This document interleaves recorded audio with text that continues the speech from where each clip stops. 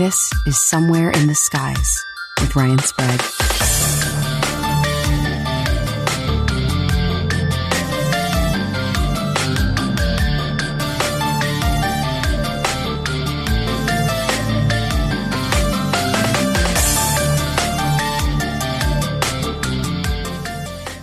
I'm very honored to have today's guest. I'm going to go through an intro for him, yet he needs no introduction, but here we go anyways.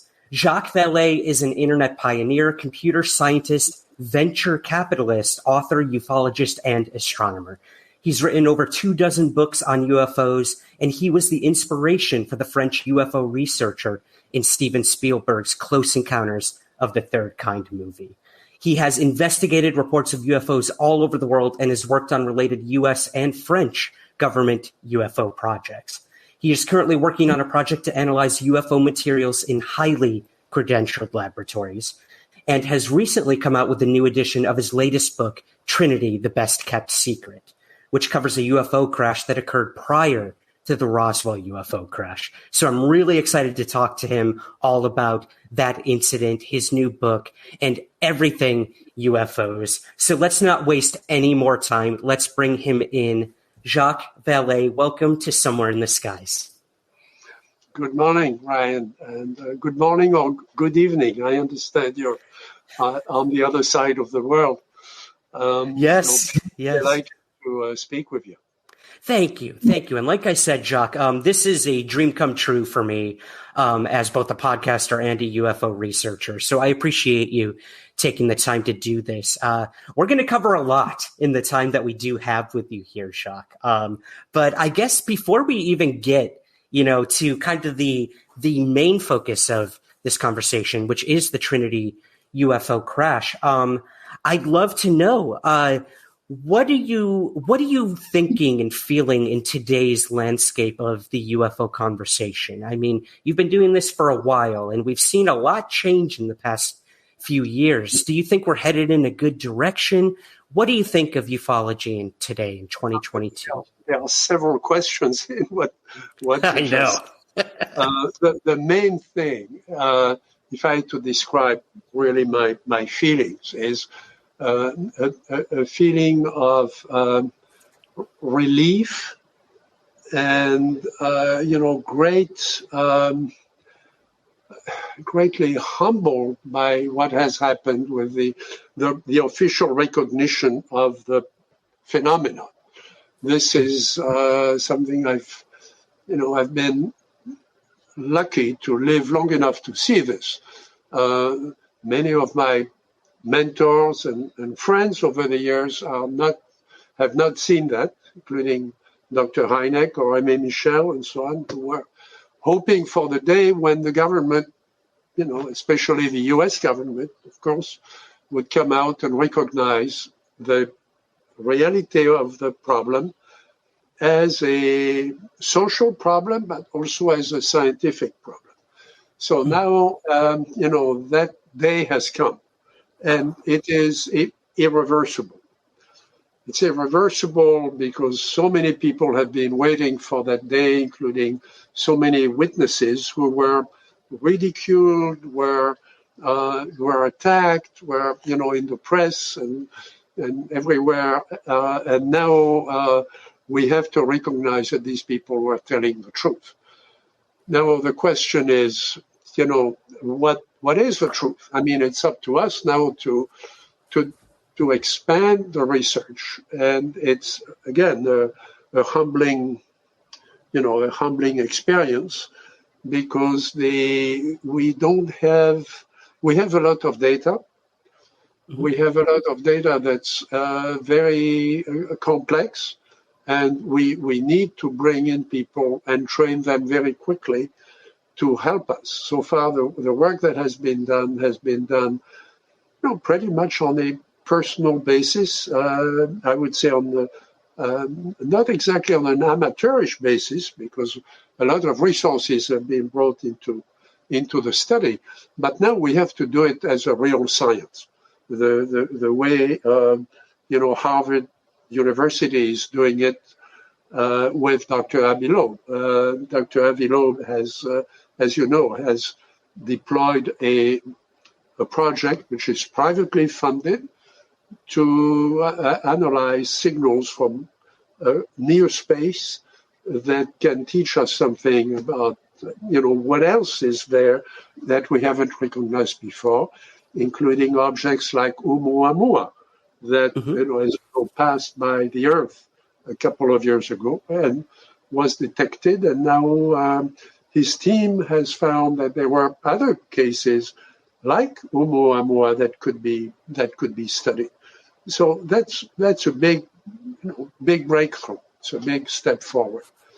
The other things we can do is, of course, look at materials. And contrary to what people think, that research has been going on for a long time, starting with Professor Sturak at Stanford, who was also my mentor in physics, in solar physics and in astrophysics when I was at Stanford. And we worked together on a few of those cases.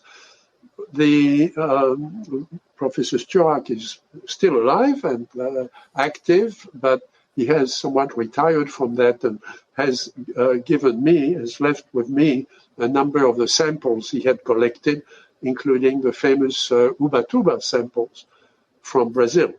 So Dr. Gary Nolan and I are picking up that research, and we just published the first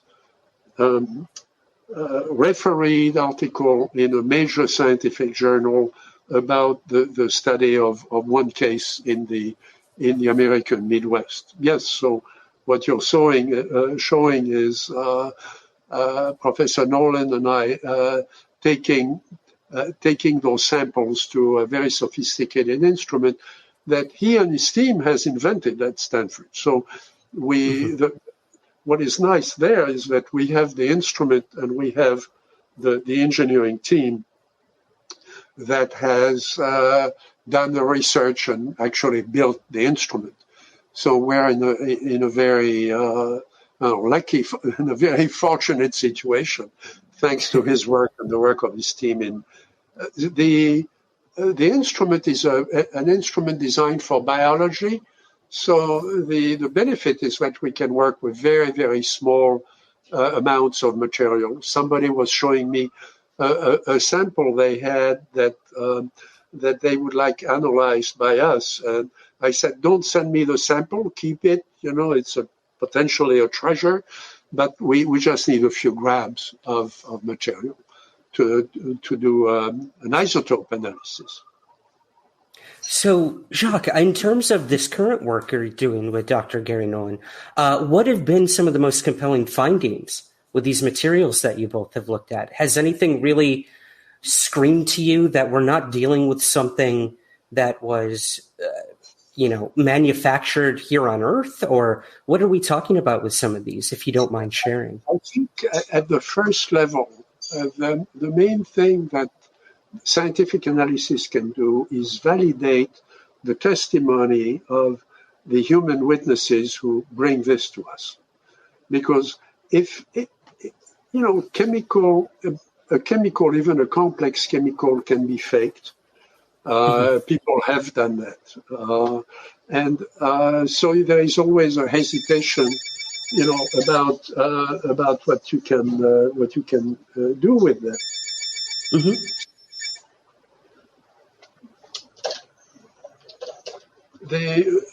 When you look at the isotopes, however, then you're looking at at matter at the atomic level, at the level of the structure of the nucleus, and that cannot be faked. So we have now instruments that allow us to validate what the witness is telling us in a way that cannot be faked. Now, suppose that we do that and we find a difference in isotope ratios. People immediately jump to the conclusion that would mean that we have an extraterrestrial material. Well, that's not true. That's open to more questions. That's always the problem with science. You go to a scientist, you expect to have a question. The scientist does, the best analysis he can do, and he answers one question, and then he raises 5 more. So I think people have to get used to that. The problem is that, of course, isotope ratios are going to be the same pretty much throughout the known universe. So if you bring me a stone from the moon, which we have, or a stone from Mars, which we also have, because there are some meteorites that were the product of a meteor hitting Mars and ejecting materials. So on Earth, we find a few pieces of mineral that have been ejected from Mars. You're going to do the isotopic analysis. You're going to find pretty much the same ratios as you would find if you picked up a stone from your garden. So that doesn't solve the problem. The problem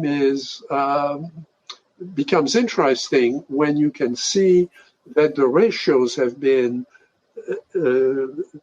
significantly altered for a reason, for a purpose.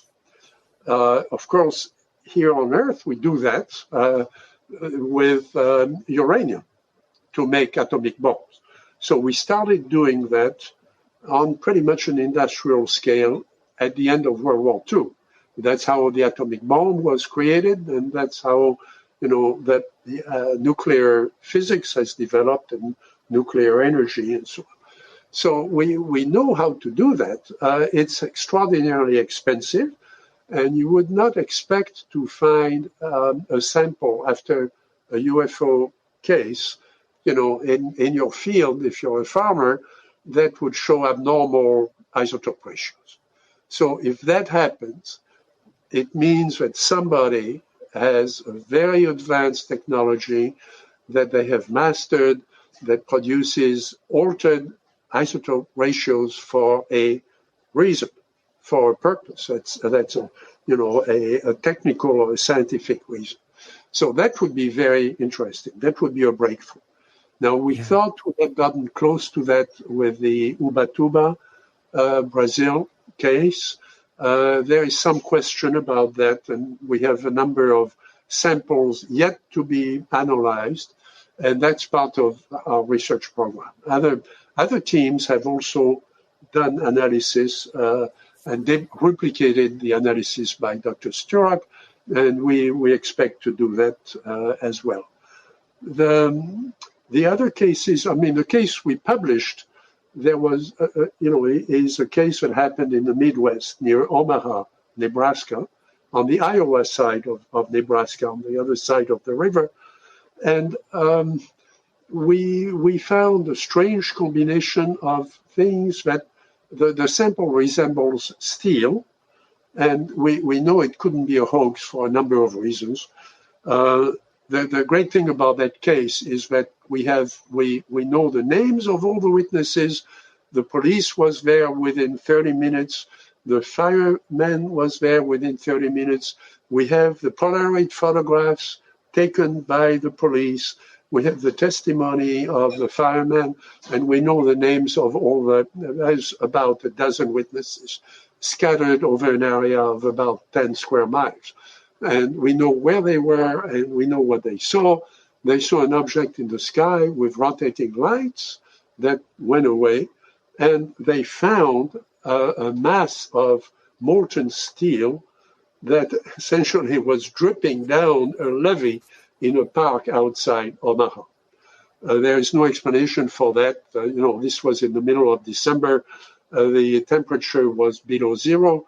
In fact, the water that was put on it was freezing.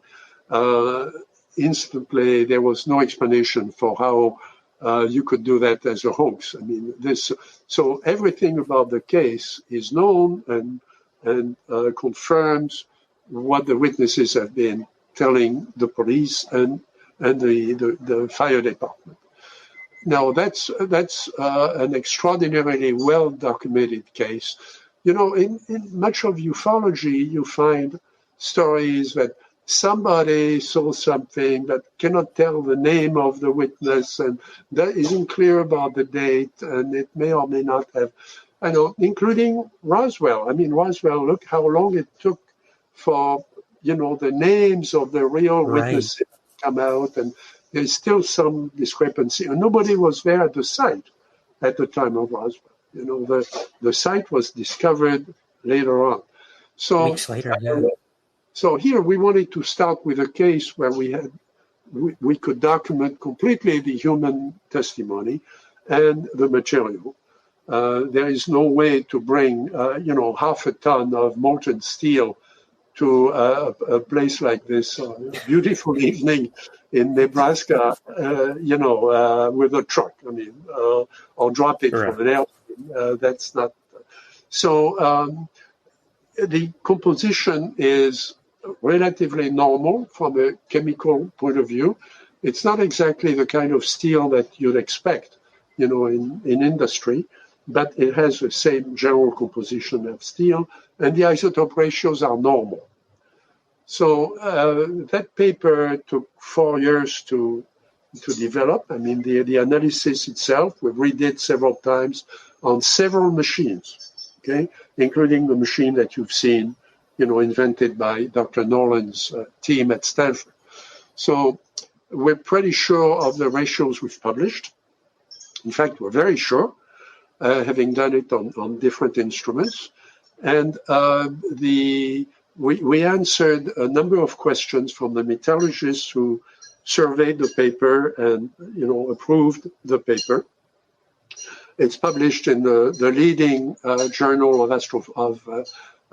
astronautics in the world. So it's the important thing about that article is that it opens a boulevard, it opens an avenue for other people to publish now in recognized scientific journals, which have always been closed, as you know. I mean, it was Dr. Hynek trying to publish articles in Science magazine, and other people have tried to publish in the Lancet and in Nature, in other things. But there has never been an article like ours published in the scientific press. So this is a first, and we're very proud of it. And again, we think it's a gift to the research community that we've opened that precedent, and now people can submit scientific articles to top-tier scientific reviews, and then it's up to them to decide. Honestly, as scientists, are they ready to publish valid, scientific analyses on this subject? And it's up to them. The burden is on them now. But the science, the science is catching up. Finally, yes, it's exciting, and like you said, I think precedent is the key word there. It sets a standard for both the the UFO research field, but also the scientific fields, hard sciences, soft sciences. That's what I love about this topic, Jacques, is that you can mix all of the different sciences together, and you can mix academia and history and religion and science into the UFO topic. And that's what drew me in, is you have this cross-cultural thing happening all over the place and people interpreting it completely differently, which is a lot of the work you've done in the past as well, is examining those things. Yes, but it's also, it's also an obstacle because the sociology department is at one end of the campus, and the physics department is a mile away at the other end, and they never really meet. Maybe for a Christmas party, but that's the only thing. So here we're bridging. It's the ultimate cross-disciplinary topic, in research. So. The chemists like to do chemistry and the physicists like to do physics, and occasionally they cross over, but not very often. And here we found, we thought we had done a really good job with our article. We have all the analyses, the chemical analyses and the isotope analysis. And then we got a lot of tough questions from metallurgists Now, Dr. Nolan is a very eminent biologist. My work has been initially, in astrophysics with Professor Stewart at Stanford and also in Texas. But then most of my career has been in computer science and then investing in technology. So I have a fairly wide range of, information about the frontiers of technology today, but I really don't know much about metallurgy. It's not a field I've studied. So we had to take a number of tough questions and go over them one by one to find people we could consult about the aspects of this sample we had analyzed. So that takes time, and it takes good relationships, across, as you said, across disciplines.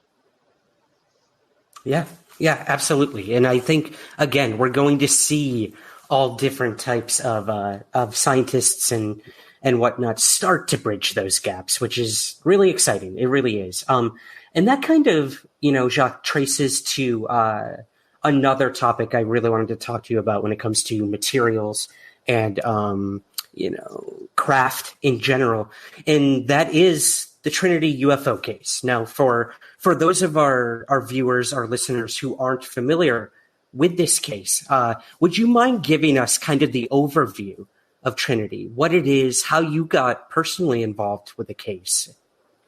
I got involved in it thanks to Paola Harris, who is a long-time student of history. She comes from Italy. She has taught at the college level, both in Italy and in the US. And she's really passionate about applying that her view of history and her view of contemporary history to this topic. The extraordinary thing about this case, well, there are several, is that the witnesses never spoke. Now, the witnesses, this happened in 1945. It happened 1 month to the day after the explosion of the first atomic bomb, 20 miles away from where the witnesses were. The witnesses were children. They were taking care of the ranch. Remember, at that time, all the adults were in uniform. All the able-bodied, men and women had been deployed in the armed forces from the Pacific all the way to Berlin. Okay? And the task of taking care of farms and ranches and so on fell to teenagers and young kids. So those two kids were taking care of the ranch, taking care of the cattle that was on their family ranch, and they saw an object arrive. The object hit a communication tower that was controlling civilian communication on the north end of the Trinity site, which is, of course, where the bomb, the first atom bomb, was developed and detonated in July 1945. So don't tell me it's not a historical date. I mean, the bomb is detonated. The population had not been evacuated because, of course, everything was secret. And a month later, this object arrives. It hits this communication tower, takes it out of communication, and that makes a crash landing. Doesn't blow up in pieces like Roswell or others. The object is egg-shaped. In the book, this book, Trinity, there is no flying saucer. The term flying saucer is going to be invented by Kenneth Arnold 2 years later, 1947. There is no Air Force. There is no U.S. Air Force. Of course, the U.S., America has airplanes and pilots, but they are in Army uniforms. It's the Army Air Force. The Air Force is going to be created by President Truman 2 years later in 1947. there is no CIA. CIA is going to be created 2 years later. So we have an extraordinary historical occurrence here of a very complex, large object that we've determined must have weighed between 2 and 5 tons, crash landing on a ranch in New Mexico. Now, in the first edition of the book, this is what you're showing. The red edition is, the new edition. It's a revised edition, augmented with more witnesses and more testimony. But in the first edition, I made the mistake of introducing the story because I was frankly charmed and taken by that of the 2 kids reporting this event from their point of view and how it has changed their life. Because when they came out, they hadn't spoken for over 60 years. And they came out because they were reconnected by, an unrelated search on the internet. They were reconnected, and then they spoke about their experience. For the whole history of the phenomenon, they didn't speak, and nobody knew about the case for another reason, which is that the people who recovered the craft never spoke either. So, as you know, I've done work on, the Bigelow projects for a number of years with colleagues who had high clearances. They never knew about this case because it was kept by the clearances in the atomic secrets.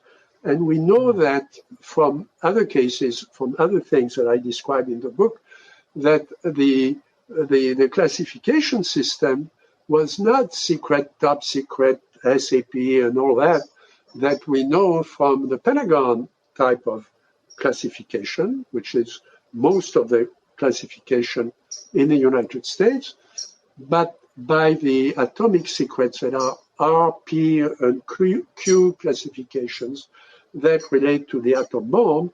And we also know from good historical sources that the UFO subject on this side of the administration is classified higher than the atomic bomb. Higher than the atomic bomb. Now that explains why, number one, you have to have access to that system of classification, which most people working in the Pentagon do not, because they don't deal with nuclear material. Only those that do deal with physics development in nuclear physics would have those clearances. So it's a very small number of people compared to all the people who have secret clearances for all kinds of other projects, including computers, including space, including missiles, including all of that.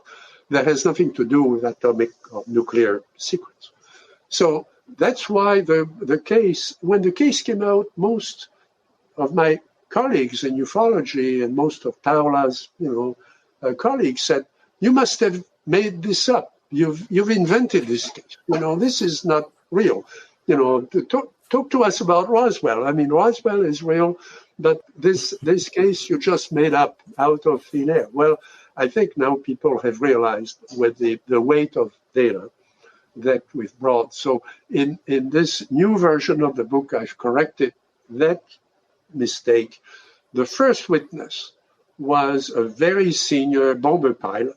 We know his name. His name is Brothy, Brothy, who was coming in for a landing at Alamogordo. Alamogordo is the air base in the middle of White Sands, which is an enormous desert a white desert, where the atomic bomb detonation took place in July 1945. So he's coming in for a landing with a B-25, which was a wonderful, bomber in most of World War II. And he's coming in for a landing. The tower calls him and says, "Can you, as you fly over this communication tower, can you tell us what's wrong? Because we've lost communication with it." So he circles the tower, sees that the tower is being bent by, an impact of something. It's not communicating anymore. The tower is one of 3 towers that direct airplanes, including civilian airplanes, around the atomic classified area. So it's important that they've lost communication with it, of course. And then he sees some smoke in the, in the bushes, in the vegetation, describes that there is something that's burning in the grass and in the cactus there. Actually, it's not burning. I mean, the cactus is burning, the vegetation is burning, the object is intact. And it's an oval, like you showed. It's an egg-shaped. The kids, of course, speak Spanish, and they call it an avocado. So it has the shape of an avocado. It's the size of 2 trucks. It's about 15 feet high. The floor is flat. Now, we have one surviving witness that I've gotten to know very well, Mr. Padilla, who was a long-time California highway patrol officer. After fighting in Korea, he has 2 bullets in his body and that the surgeons don't want to remove. He's a very great observer and very, profoundly impacted by what he saw as a kid and the fact that these people kept that secret. And in those days, you have to go back to the days of World War II when nobody spoke. There are still posters in the restaurants around that area that say, from that time, that say, you see something, you don't talk. Okay, let the army deal with it. And that's what they did, with this avocado that fell on their ranch. There is no way that's a hoax. And in the book, I've again, my contribution here is to look for patterns among all the cases we have. As part of the classified BAS, AATIP project, I was in charge of designing a database of 260,000 cases from all over the world, which is a high water mark in terms of AI being applied to databases in this field. Yeah. And so the purpose of building that data warehouse, if you want, is to look for correlations from cases all over the world. Well, we have 2 other cases that are well known, that are in the books you have on your shelf, that also have an oval object, also have small creatures that breathe our air. They don't have a spacesuit. They have some sort of overalls, but they breathe air. They are the same size. They're about 3 feet tall, exactly what the kids are telling us at Trinity. The case at Valençol in France, August 1st, 1965, and the case in Socorro, New Mexico. Valençol and Socorro are in the UFO files, but they were not investigated by amateurs. They were investigated by government agencies of France, government agencies of the United States. In the case of Socorro, if you remember, there was a week of investigations at the site. There were FBI people who were there, not about the case, because it was a local case, not a federal case. But they were there helping protect the traces and so on with the FBI guidelines. And they helped interview the main witness, who was a policeman in uniform, who was intrigued by the sound and this object that had disappeared over the desert. And then he confronted it and confronted 2 beings who were, again, short, breathed our air, had overalls, and then re-entered the object, and the object took off. That was carried as unidentified in the Air Force files. The Air Force sent 3 investigators there, including finally Dr. Hynek. And I was working with Dr. Hynek, so I helped in the analysis of all the testimony and the analysis of the case. And then in France, at Valençon, there were 5 different agencies of the French government became involved for a number of different reasons, including the potential that this was some sort of vehicle transferring illegal things to Switzerland from France. So the customs got involved, of course, the Air Force, of course, the gendarmerie, the police investigators, police intelligence. And so we know, they all interviewed the witnesses, again, at Valençon. And I've been at Valençon, I've met with the witness, I've met with other witnesses who had never come forward because they didn't want anything to do with the media. But they, the media in France is somewhat of a, a lot of conversations are confidential there. They don't especially want the big to be on TV and so on. That's not the idea. So the communities are very closed. And I had the benefit of being introduced by someone who had a house there, knew the influential people in the village, in the town. And so we had access to the things that the police never heard, or that the French Air Force never heard, including the traces that were there, including other cases in the neighborhoods. So the case was not unique, but the case was strong enough that there was absolutely no question about what was there, and the traces that were left in the field were incontrovertible. So here we have 3 cases forming a pattern across time and across space. 2 of them in New Mexico and 1 in France, thoroughly investigated and with confirming data. It's fascinating. Yeah, the correlations are just stunning if you think about it, and only years apart too. So you truly have to wonder, are we dealing with the same technology or intelligence behind said craft? I don't know. There's a million questions to come after that. Let's take it to the next level. We have to wonder, why is it that, we have this extraordinary weapon, which is the atomic bomb. Right. Why haven't we used it? We didn't use it in Korea. We didn't use it in Vietnam. Russia has never used it in its own conflicts around the world. France has never used it. Why? It's the first time in history that a weapon that is extraordinarily effective has not been used for, 80 years. Mm-hmm. Really good point. Yeah. Does that have something to do with, was Trinity a signal to us from something else? I cannot answer that question, but we have to ask the question. Yeah, absolutely. Well, in terms of that, Jacques, another question for you concerning this case, the witness of Sabrina.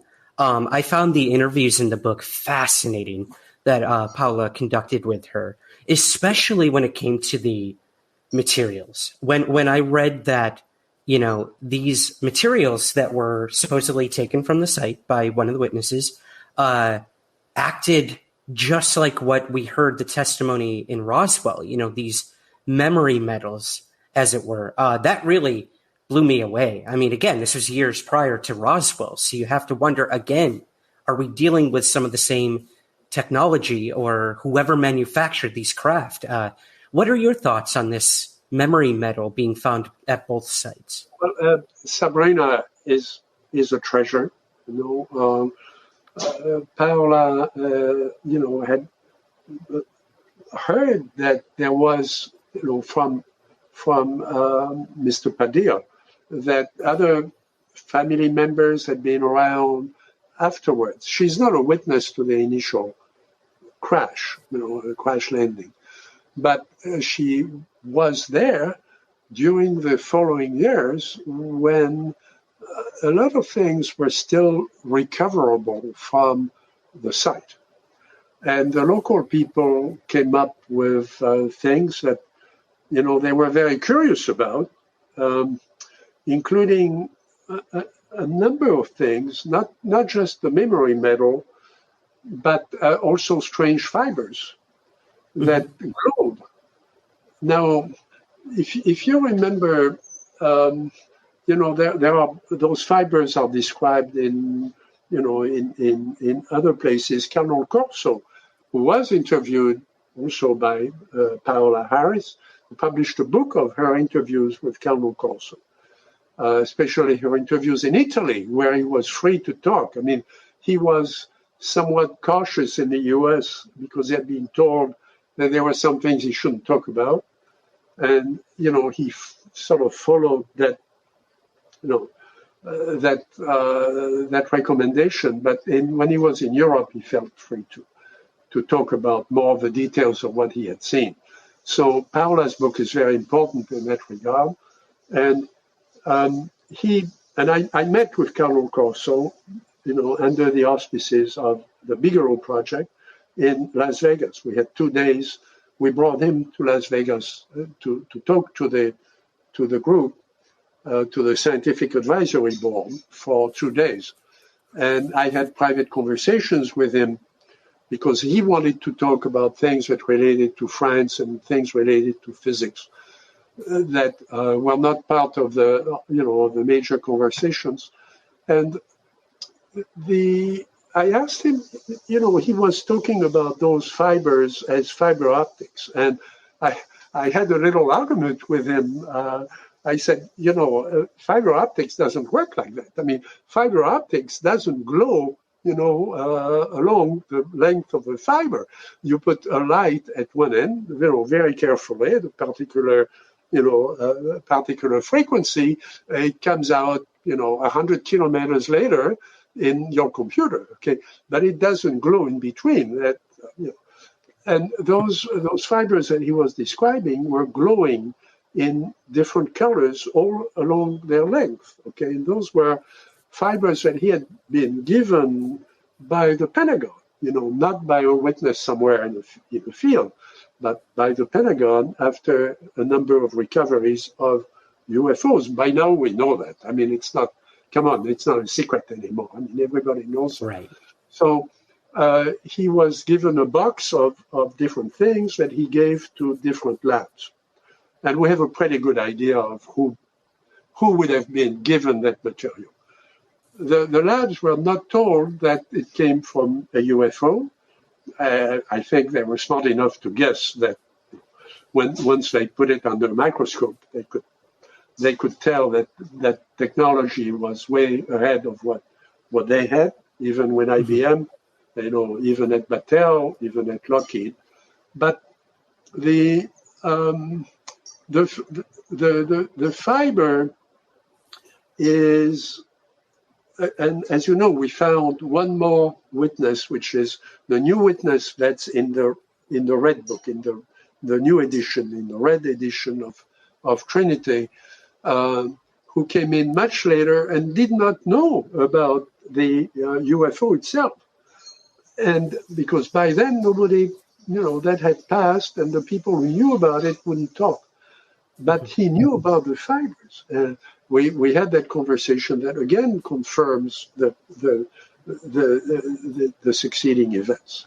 So we have a pretty good idea that now the metal that keeps its shape, there are 2 different versions of it. One version was developed, in fact, and came into existence in American industry later.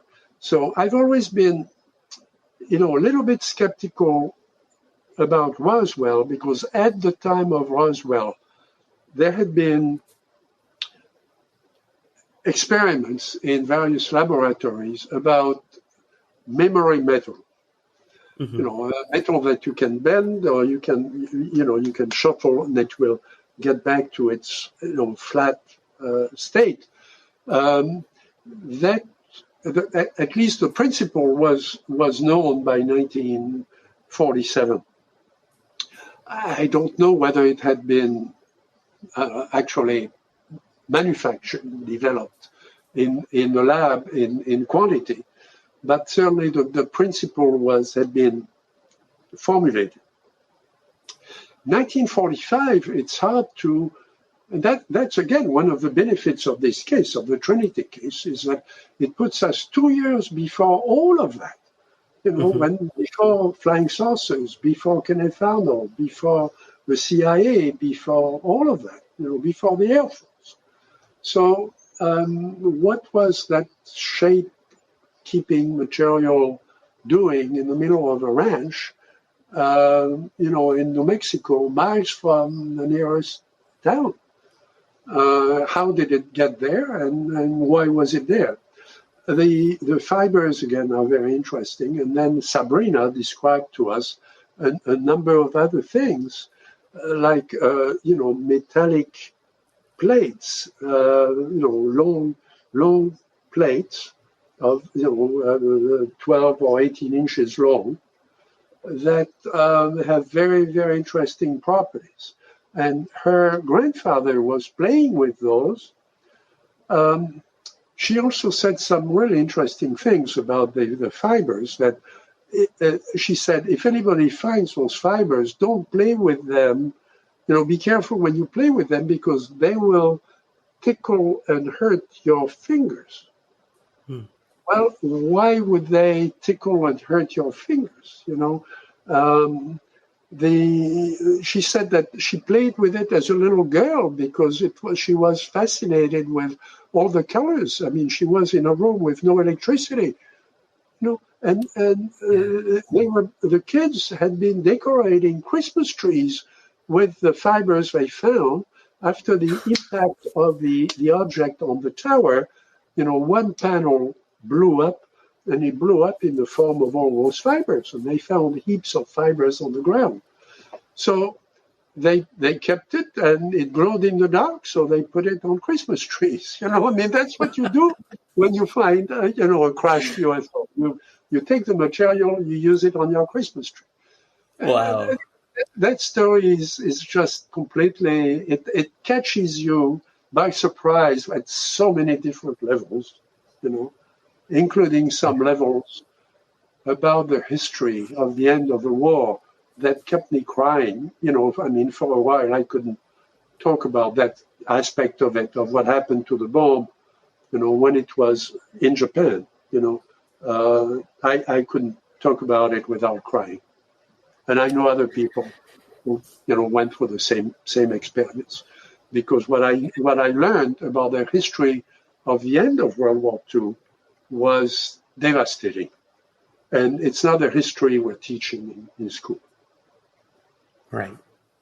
Yeah. And, again, we have to keep in mind the time period in which this case occurred and the unbelievable loss of life that would ultimately come from, these tests at Trinity. And like you always say, Jacques, like the UFO case is one thing, but when you put it into the historical context of the time, it becomes such a bigger story, especially with what's going on, not just in America, but all over the world, when this was happening too. It's, again, I think people sometimes lose sight of the historical perspective when it comes to these cases. The mistake we're making right now, you were asking me at the beginning, what about this change, that's in history, that now the subject is open and is recognized, and it's not, it's not a joke anymore. It's not, but in the U.S., we're looking at it strictly as an American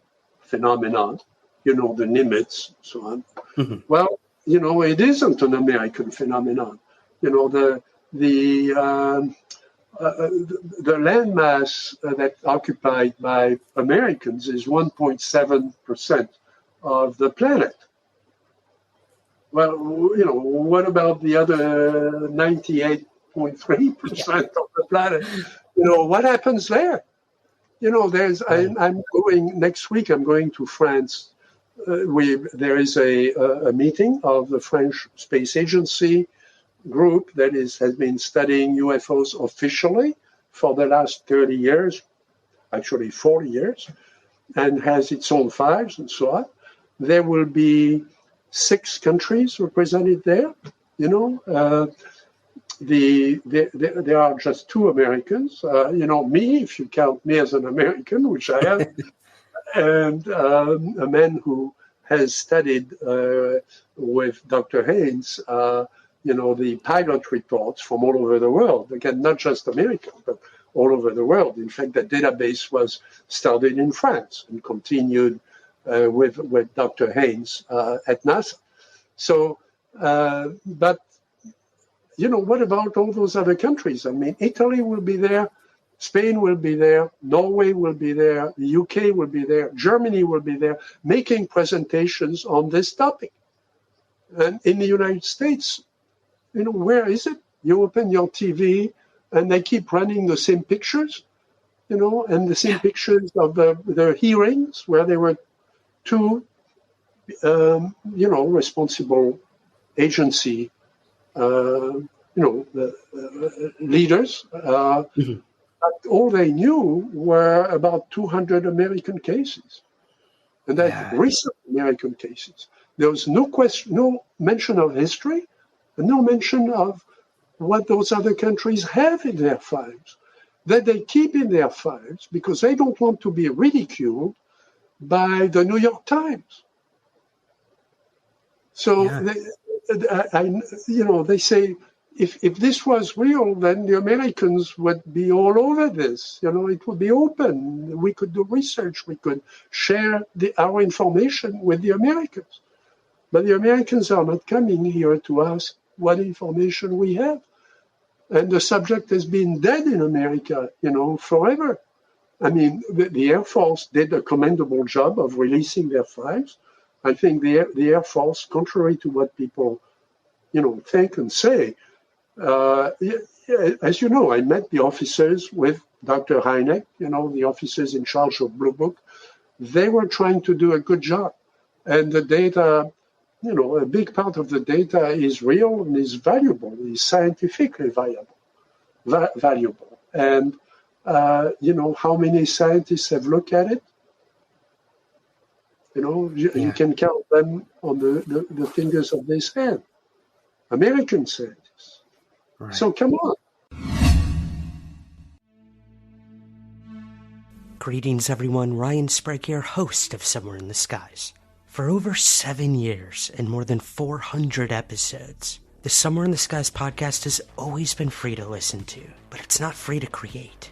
So we offer several ways to help support our efforts and get rewards in return. If you listen to the podcast on Apple, you can click the subscribe button at the top of your Somewhere in the Skies feed to become a premium Apple subscriber. Or you can join our Patreon campaign with several tiers available. Both of these options give you the same benefits and rewards: ad-free episodes, early access to the main show, and bonus episodes and content. Help keep the lights on at the Somewhere in the Skies HQ, and help us continue to grow by becoming a Patreon subscriber at patreon.com/somewhereskies, or by clicking the subscribe button at the top of your Apple feed. Thank you for your continued support, and keep looking up.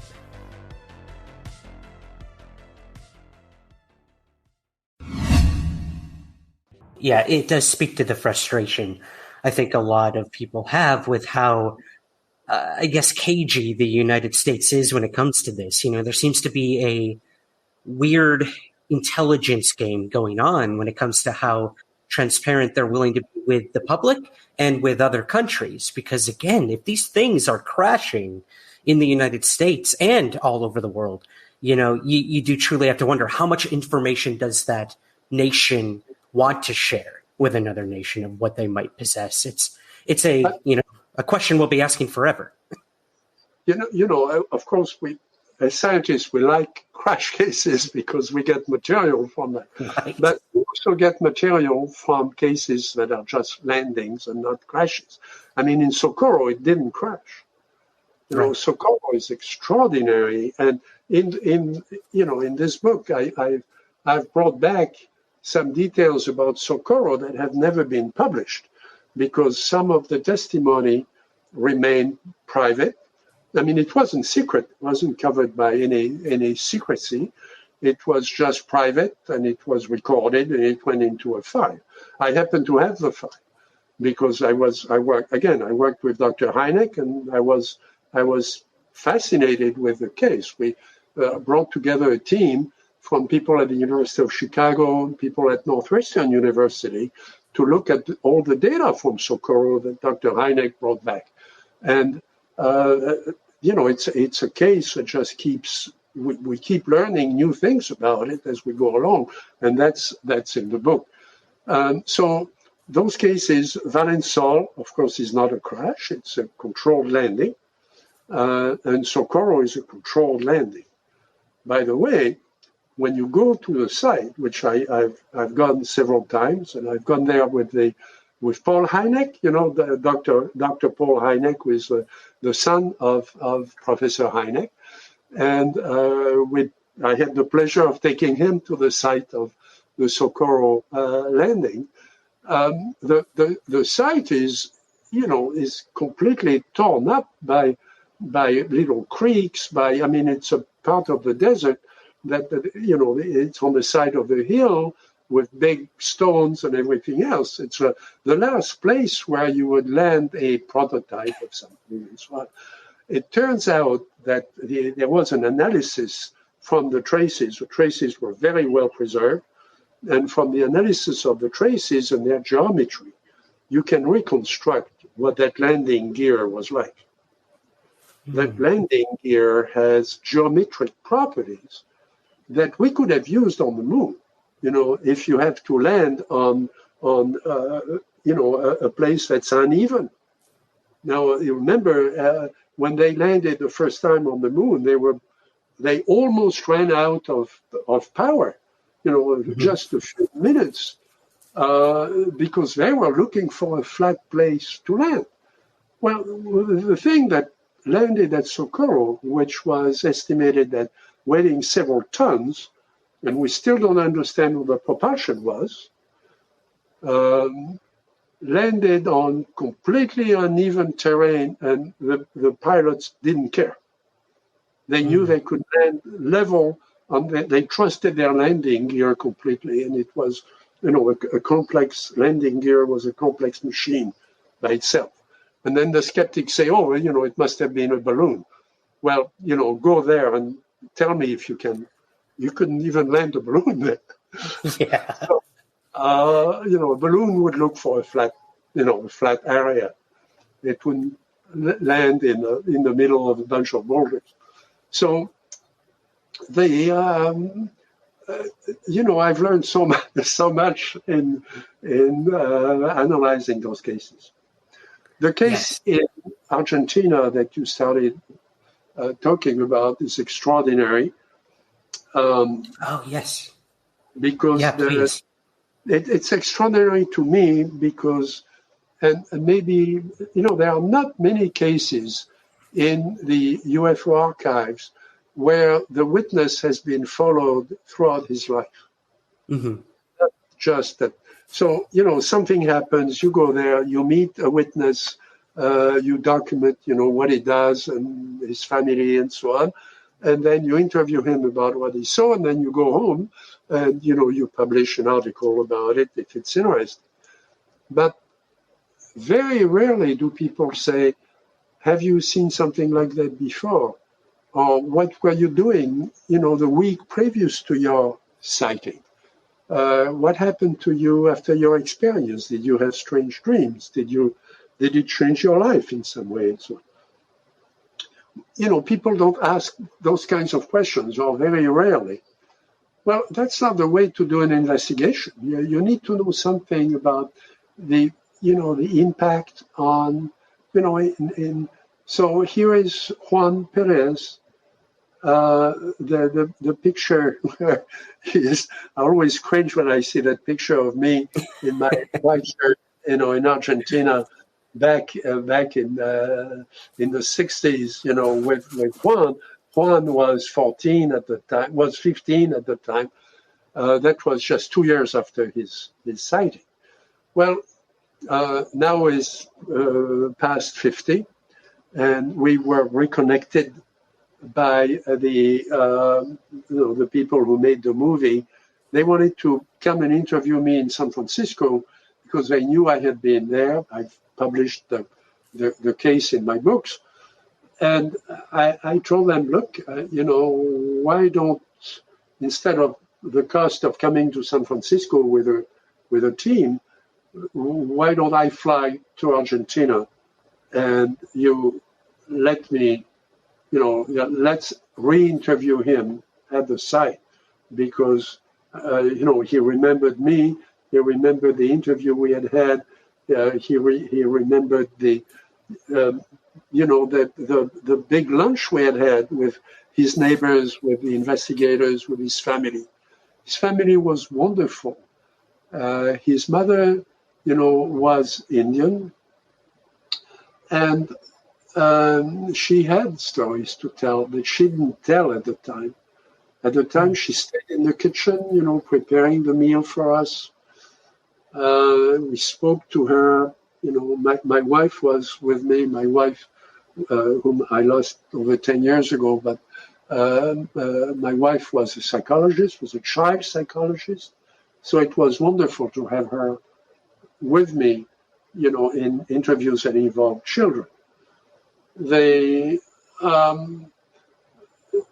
It was extraordinary to have the opportunity to reconnect with Juan and to find out what had happened, how he had been impacted by what he saw back then, because he had been, again, in some sort of contact with that intelligence, again and again. And that had profoundly affected his life.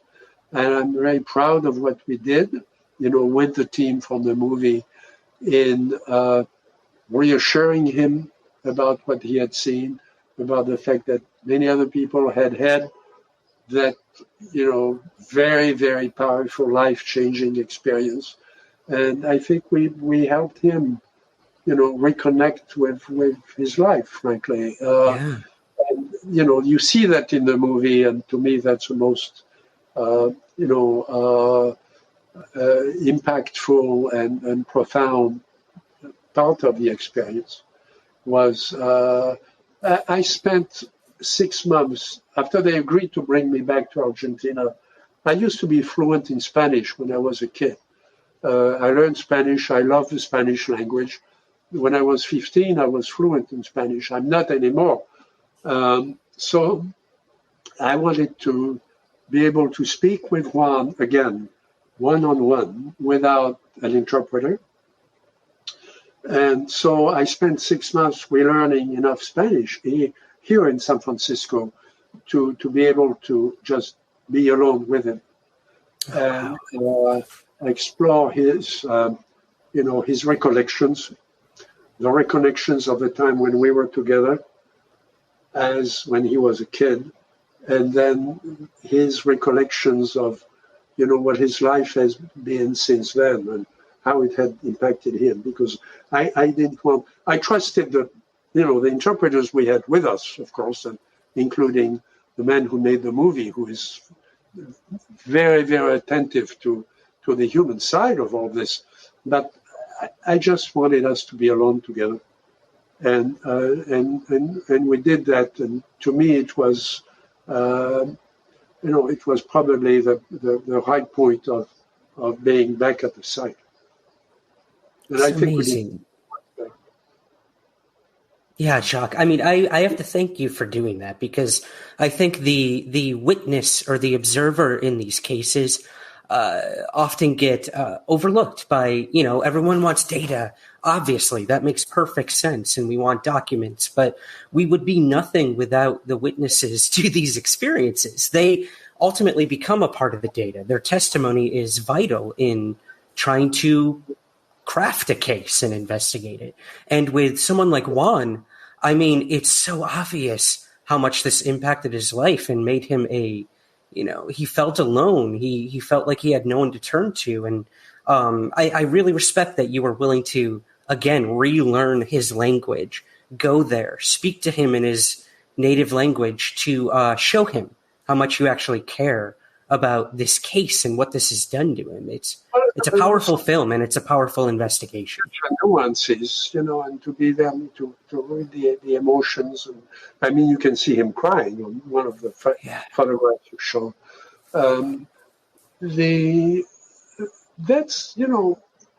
Let's go back to what's happening now with all the cases that people see on TV are military cases, American military cases. And yes, I know there is great value in that because, these people are very highly trained. I have enormous respect for the, F-18 pilots that some of whom I've worked with on the files. They are extraordinary men and women, extraordinary observers. I mean, their life depends on it, and they've proven it, in their career. So their testimony is precious. They also have instruments that have been, developed for combat that are extraordinary instruments, so we can document things that otherwise we would lose. Okay, so. Yes, there is extraordinary value, especially it's coordinated with radar and all kinds of other things, satellites.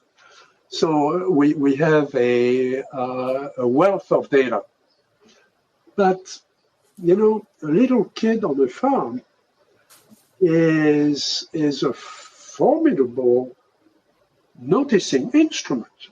I mean, the kids at Trinity had binoculars with them. They had high value binoculars, not a toy binocular, because the range is very, very large, and they have to look at the cattle from a distance. The cattle is going to be scattered over the ranch.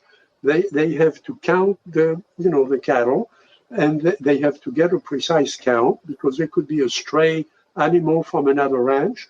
They have to recognize the brands on the animals. And you do that with a high-powered camera. So when this happened, they were following the army recovery of the avocado, from a distance, hidden behind the cactus with their binoculars. These kids grew up. I mean, I grew up in the country, and I was a pretty good observer of country life. I mean, you grow up in the fields, you grow up around farms, you grow up around that. Even, though I lived in the town, but I was often gone, in the countryside. Now there are lots of things that, you take a scientist from a university and you send him in the middle of Kansas, he's going to miss a lot of things that the local farmer is going to notice, about the color of the vegetation, about the rain patterns, about the clouds, about all of that, about the behavior of the birds that, a scientist from Stanford isn't going to know. So those kids, and kids especially, I mean, any psychologist will tell you that in a car accident or an aircraft accident, the kids are likely to give you the best testimony because it's not colored by their adult interpretation of the event. They will tell you exactly what happened. And it may be colored by emotion and all that, of course, but the testimony has special value, with good kids who are good observers.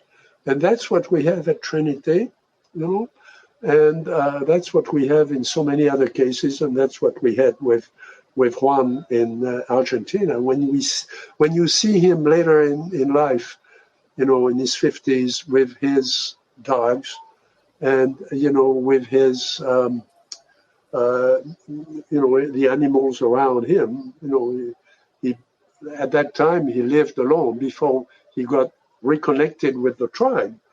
As a result of the movie, he was living alone on his own farm with the animals, and it's very extraordinary when you see his relationship, his closeness with the animals there and with the dogs.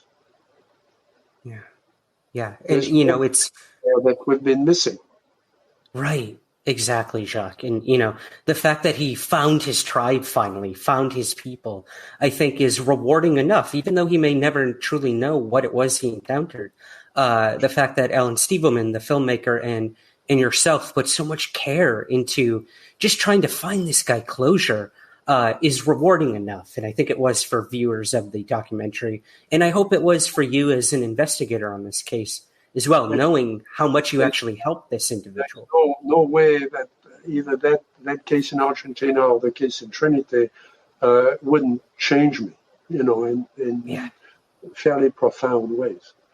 But, I'll tell you one thing, and when you approach a witness, as we did recently, and we thought we were done, essentially, with the book when we published the first edition with Paola. And we found this additional witness. Told him we wanted to talk about that time and what happened after that. He brings up pictures of the kids that have died. That's what he wants us to see. He doesn't, we can talk about, the materials and so on, we can talk about the case. But what that family remembers is, the daughter who died at 18 from radiation poisoning. They say, why didn't the army tell us not to drink the water from the reservoirs, from the tanks, that they had on top of the house? It collects rainwater. Well, it connected rainwater with plutonium. And they kept on drinking that. The first bomb wasn't very good. It didn't consume all the plutonium. Now, that's not something I learned in school. That's not something in the history books. You go to New Mexico and you talk to people, and you're going to learn a lot of things about that bomb. For one thing, it wasn't a test. There is no way to test an atom bomb.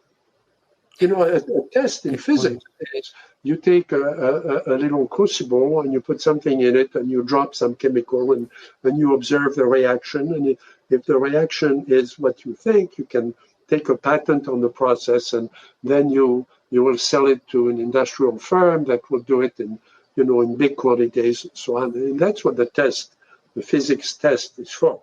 Okay, it's an experiment. You cannot experiment with an atom bomb. Either it works or it doesn't. The atom bomb at Trinity was 4 times the power that they had computed. Enrico Fermi was there at the site, watching the explosion, taking notes, and he quickly computed the total power. He was Nobel Prize in physics. And the power was 4 times what they had projected. They realized that some of the plutonium fell back on that part of New Mexico, driven by the wind over the places where these witnesses lived with their families who had not been evacuated. There were strategic excuses for that, okay?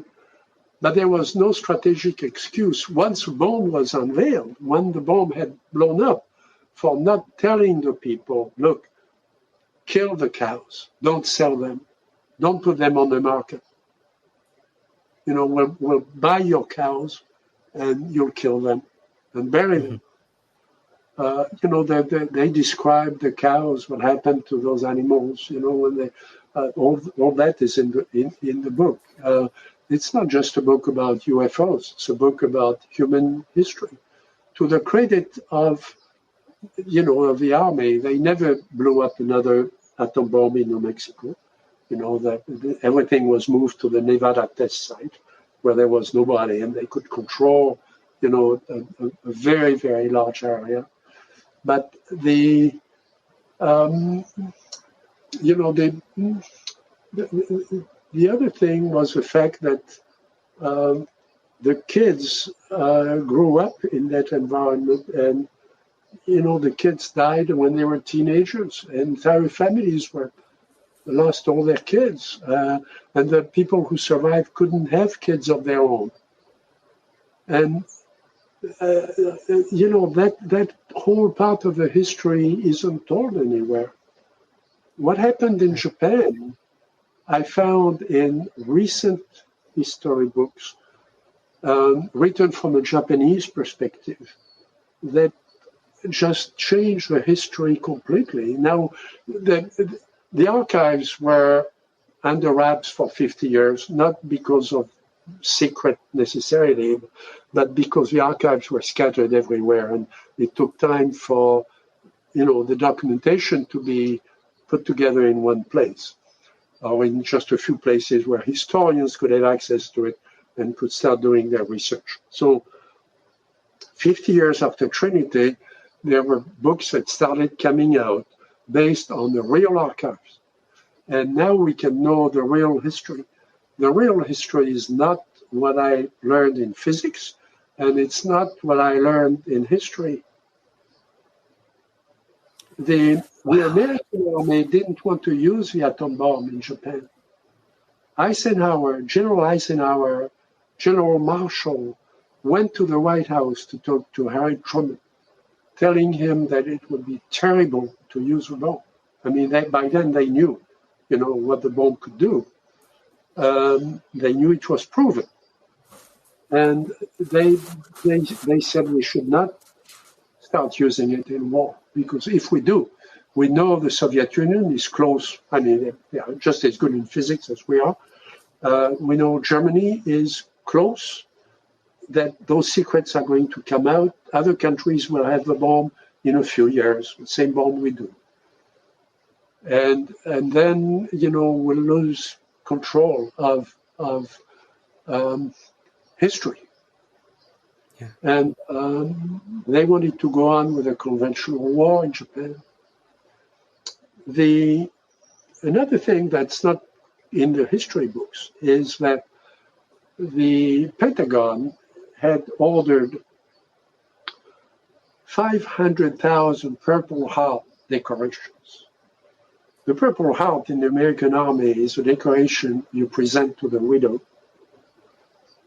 after her husband has been killed in battle. 500,000 is what they expected to lose in the offensive against Japan at the end of World War II, if they didn't use the bomb.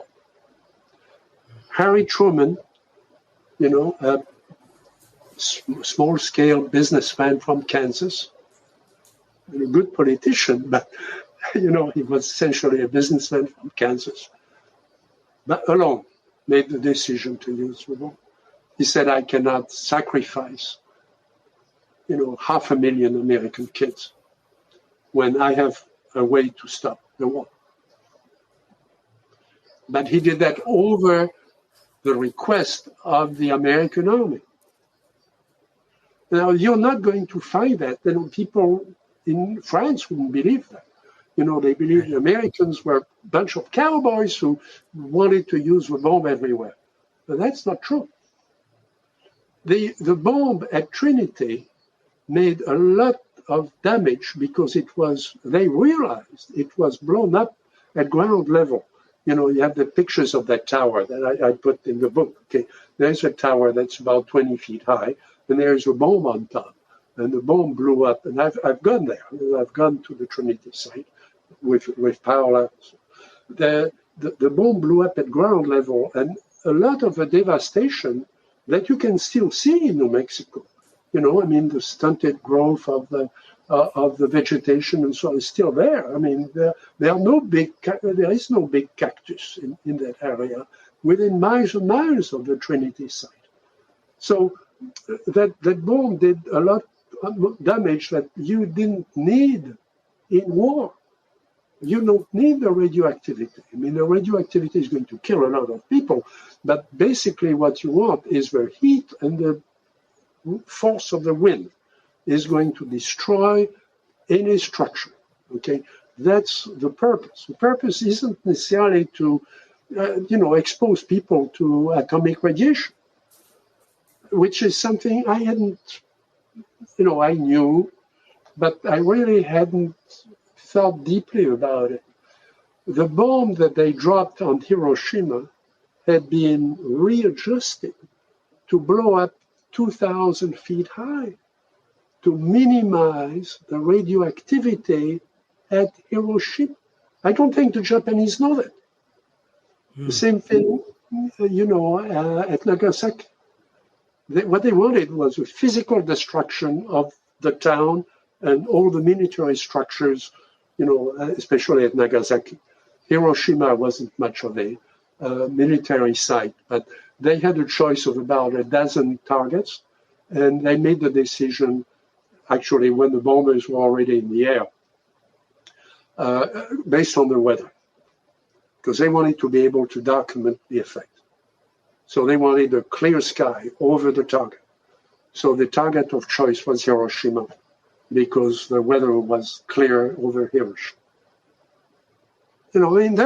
Those are the, I learned as many things that have impacted me, impacted my life at this stage of my life, about the war and about the thinking of the Pentagon, the thinking of the scientists and the army at the end of World War II. And I thought I understood World War II. I was 5 by the end of World War II. I remember the combat, over my town. My town was bombed 16 times. So I remember the war. I saw the war. So I think that's probably part of the contribution of our book that Paula and I are most proud of, is putting it back in, what we learned about that. So if all the UFO cases, 10% of them are documented by the military, whereas the other 90%, that is unclassified. Anybody can go and talk to Mr. Padilla. Anybody can go and talk to Juan Perez in Argentina. He'll be glad to see you, give you a cup of very good coffee. Better coffee than you have, in San Francisco. So you don't need a high clearance to do this work. You just need to listen to people. Yeah, I know. If people would just listen more, Jacques, I think we'd be in a much better place in the UFO field and in humanity in general. To kind of, I guess, wrap things up, Jacques, you've been so gracious with your time. And I have a million listener questions, but we'll have to have you back another time for that. We covered what I wanted to cover this time, so I do appreciate that. But to wrap things up, Jacques, some of the proceeds for your book actually are going to a very special, reason or charity. Would you mind sharing that with us? Well, as a result of the latest interviews we've done, we've realized that, yes, people remember, the avocado, they remember the UFO, but really what they want to talk about is the impact, the devastating impact on their families that is still in their heart, has defined their life. And so Paula and I have decided to give part of the proceeds of the book to a fund to support the witnesses of the bomb, of the bomb in New Mexico. Both the, especially the Indian witnesses, but the witnesses who were within the range of the explosion that is yet to be fully documented, and really fully, forgiven. It cannot be forgiven, but it can be explained that there was a higher purpose. And at the time, Project Manhattan they knew they were surrounded with spies, with German spies, as we know now, Russian spies, as we know, and that the secret had to be preserved until the bomb was perfected, because the bomb was going to save so many lives. And it did. Japanese lives, Russian lives, American lives. There is a scene that I found in one of the history books that will stay with me forever. And if there was ever a movie, that scene should be there. It's a scene after Nagasaki. So Hiroshima is a bunch of radioactive rubble. Nagasaki is a bunch of radioactive rubble. And there is a meeting with the emperor in the shelter under the palace in Tokyo. It's in the middle, as you know, in the middle of August 1945. The Japanese have lost 2 of their large cities to atomic bombs, completely new weapon for which there is no defense. At that point, the US has control of the sky, complete control of the sky. The bombers can go wherever they want. The emperor calls a meeting of the top military officers. The admirals and the generals are in full uniform in that shelter, waiting for the emperor. The emperor comes in a simple black uniform, sits at the head of the table, and they describe the situation to him. Remember Japan and the tradition about combat, the tradition about dying in combat, the samurai, all those things that we've seen in Hollywood films and so on. They are still the product of that culture, which is, an admirable culture. They want to keep fighting. So the Americans have blown up 2 cities with atom bombs. So what? How many more do they have? Now, that's a question I never thought of. Right. They tell the emperor, maybe the Americans have enough plutonium for 1 more bomb. The battle isn't going to be at Hiroshima. I mean, Hiroshima was not the strategic target. Nagasaki was.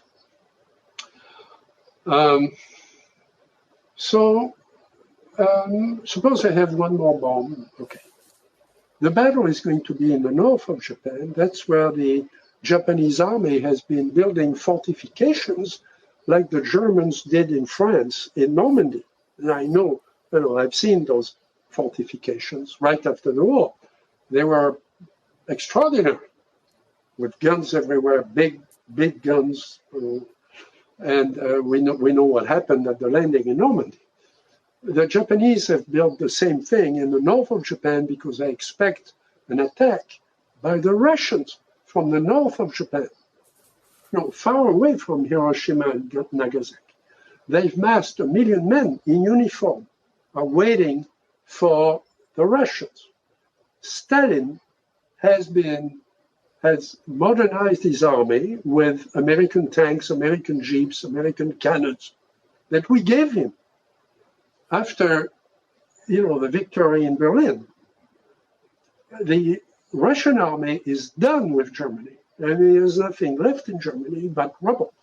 So the Russian army has been reorganized, resupplied by the West, and is sweeping through Mongolia, sweeping through China, pushing the Japanese back to the island, ready to attack with 1 million men, rearmed, resupplied, ready to attack Japan from the north, and the American fleet of the Pacific is going there with potentially 1 million Americans. What do you think is going to happen? Where is the battle? I mean, there is no battle at Hiroshima. Hiroshima was just an ordinary town. The battle is going to be in the north. That's what they tell the emperor. And yes, we may die, but we will die with pride, and Japan may disappear from the face of the earth proudly in complete fight to the death. The emperor says, "Gentlemen, thank you very much for what you've said. You should know that I have sent an emissary to the Americans requesting the writs of surrender for Japan. I cannot allow so many brave Japanese to die in the last battle that you described. There is nothing to say. I mean, the emperor is the son of heaven. The emperor has spoken. I always thought of the Japanese emperor as sort of a historical figure that was fascinating, but was not very important. I completely missed, the significance of and the grandeur of Japan as an empire, up to that point. And the bravery and the intelligence and the, of what this man did. Again, like Truman, he was one guy. Okay? Very similar, yeah. A civilian, yeah. And the admiral of the fleet gets up, bows to the emperor deeply, goes out of the room, goes into his office, locks the door and commits harakiri because he has no more purpose for living. 2 days later, on the deck of the USS Missouri, the envoys of Japan in full suits and so on, sign the document of surrender with all the sailors, American sailors, in white, watching the scene. 2 days later, 2 little kids in New Mexico witness, a very large oval object that we still don't understand crashing on their wreck with 3 little creatures inside. Well, okay, I mean, the historians have to take it from there. I mean, I'm not a historian. I can't make the connection, but I think there is a connection somewhere. Again, the first few times when I was called upon to tell that story, I couldn't finish the story because I was crying. Well, I have to thank you for sharing it with us, Jacques. I mean, it was very powerful. And again, it just speaks volumes to, putting these UFO cases into historical perspective. This is bigger than any one case. Absolutely. Yeah, I think that's what's most important. Jacques, listen, you have given us way more time than I could have ever asked from you. We'll have to have you back to talk listener questions. But are there any final words you want to leave with our listeners and viewers when it comes to where we're heading with the entire UFO topic? Is there anything you're really looking forward to in the future of the study of this topic? And any last words you want to leave us with? Yes, I think we have to get scientists involved. And scientists are getting involved. We have to open up the cases. Some cases and some projects are legitimately classified. The database we developed, under the BASS project or the AATIP project is still classified. I think the database contains a lot of information about medical details of witnesses, of families, and so on that should be protected. So I have no problem with the fact that the database is classified. There are things that, but we don't need that. There is so much other information that in many cases is better than what the Pentagon has. So I think we should enlist the power of science and go forward with the data we have. I love that. I couldn't think of a better way to end things, Jacques. I have to thank you for your time, for the invaluable work you've contributed to this topic for so long. And I know it's only the beginning. I feel like we're on the precipice of something big when it comes to all of this. And you are one of the people we truly have to thank for that. So I want to thank you for coming on Somewhere in the Skies today. Thank you very much. Thank you.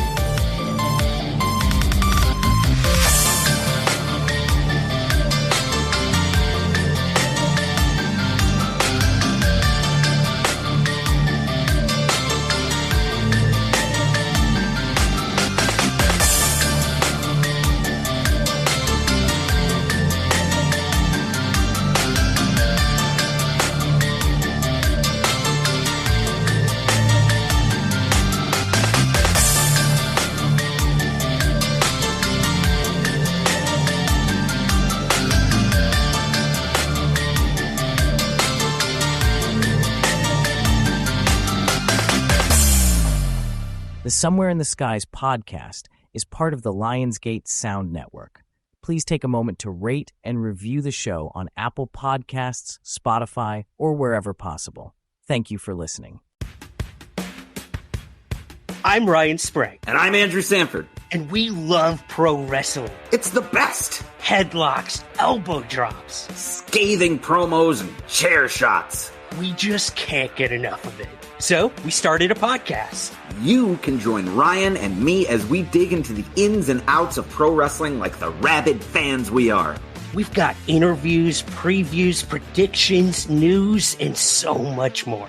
And we're going to cover all of it on Somewhere in the Ring. Oh, yeah. Is that supposed to be Macho Man? Nope, no good.